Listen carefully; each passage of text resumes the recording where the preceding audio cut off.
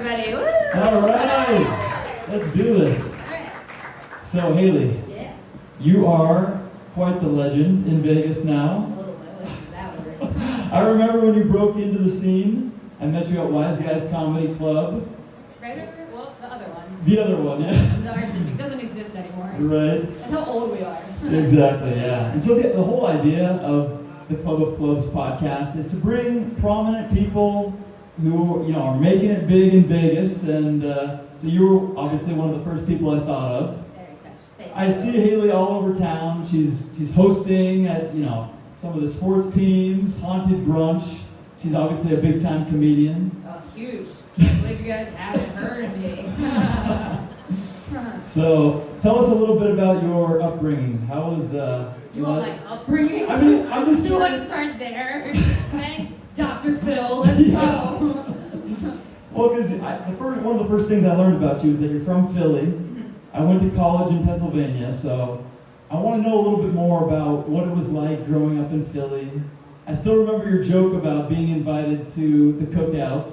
Oh, yeah. I was always invited to the cookout. I'm a good time. You are a good It's time. a city of brotherly love. There we Come go. on. Yeah, do your own part. Emphasis on brotherly, yeah. Yeah, but no, so I am from Philly, but important distinction, I'm from the suburbs of Philly, okay? So I have a 215 area code, but I'm from the suburbs. So I did Xanax and Percocet, not crack cocaine, and that's the biggest difference being from the suburbs as opposed to the city. But being from Philly and moving to Vegas was a huge culture shock because I had to learn how to de-asshole. And I mean that in the sweetest way possible because people on the upper East Coast are just, they're assholes. It's what they're known for. They're mean, they're nitty, they're gritty. I mean, people in Vegas, they can hold their own, but it's more take your time. It's more easygoing. If I walk behind you, I'm going to trample you over if you are not going fast enough.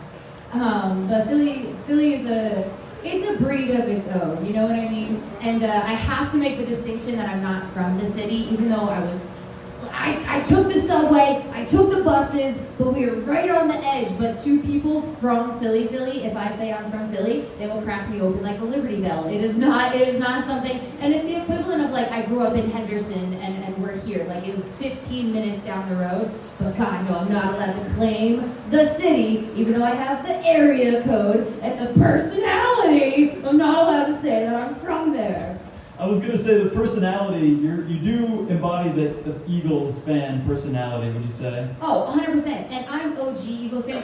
I do love sports. I grew up on sports. That's one thing about being from Philly, too. I thought that was an everywhere thing. I thought that everyone had to curb stomp Dallas Cowboys fans. I thought this was a mutual thing.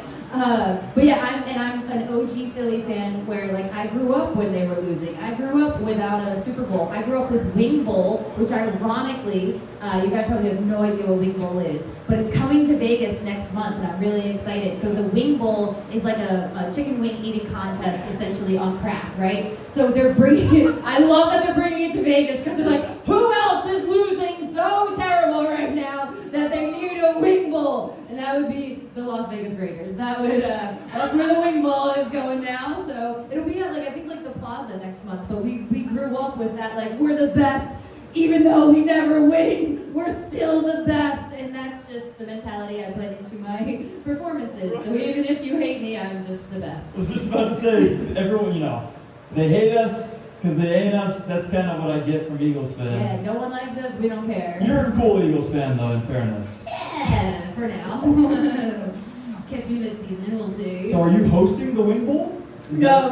I literally just saw that it was coming and I got so excited because I was after they won the Super Bowl, I was concerned about Wing Bowl because the whole point of it was that we never win, so we have this big event, yada, yada, yada. So when I was just curious, I was let's see what Wing Bowl is doing now. And they're going to be in Vegas. As far as I'm concerned, it's the first time it's leaving the city of Philly, and they're at the Plaza next month.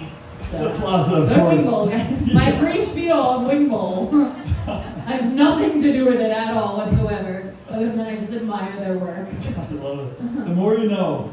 Yeah. So Hailey, when you moved to Vegas, when was that exactly? I moved to Vegas January of 2016, so I literally just hit 10 years. 10 years West Coast. I did a 2-year stint in Southern California. That's right. Yeah. You've been on the float for the Golden Knights championship. Yeah. you've hosted all sorts of stuff. Yeah. What would you say is the highlight of your sports world experiences? In sports, there's really two highlights. So I need to give you guys a little backstory. When I first moved to Vegas in 2016, I was going to UNLV. I went to community college back in Philly for 4 years, and then I came out here and did 2 years at UNLV. I did that like in reverse.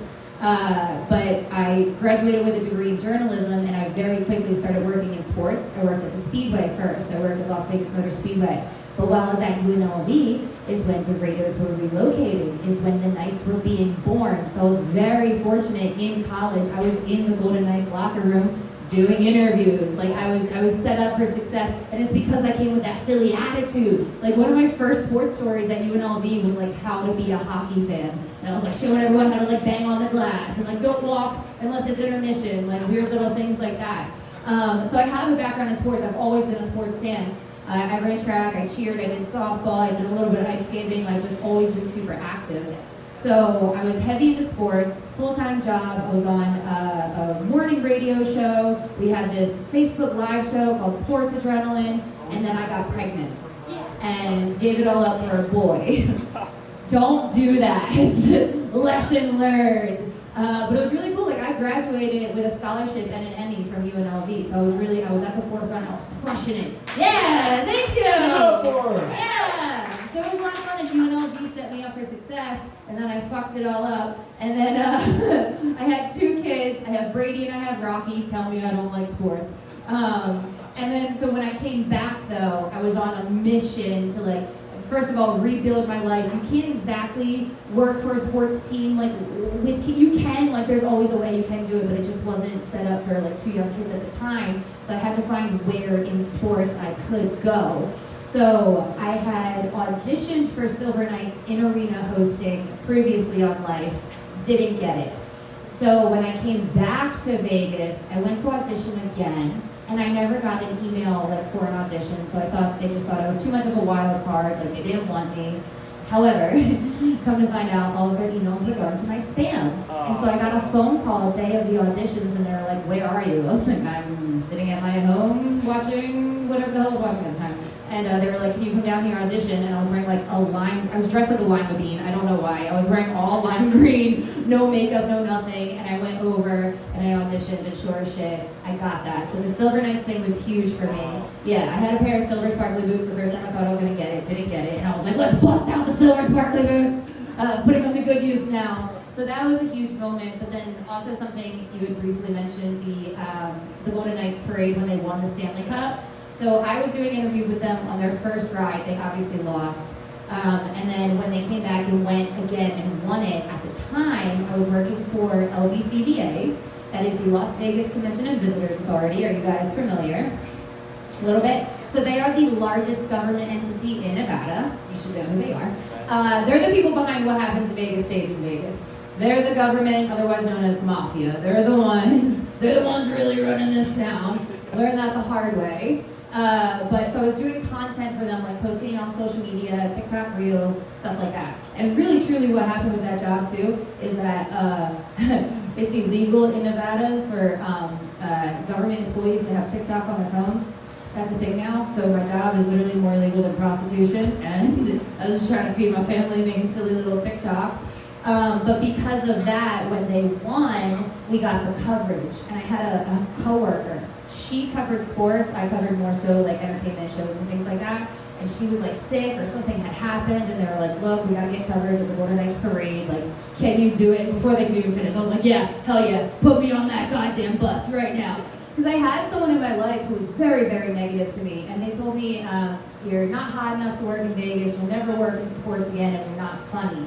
And so that moment when I was on the buses getting sprayed by like a fucking beer in the face of the Golden Knights players, I was like, I work in sports again. This is incredible. So those were the two, like as far as sports, those were two really cool moments. But there was one moment that was very eye-opening, and that was previous to kids, the Raiders announcement, the NFL owners meeting in Arizona. I was there doing coverage, like, oh, what's gonna happen? Are the Raiders gonna relocate?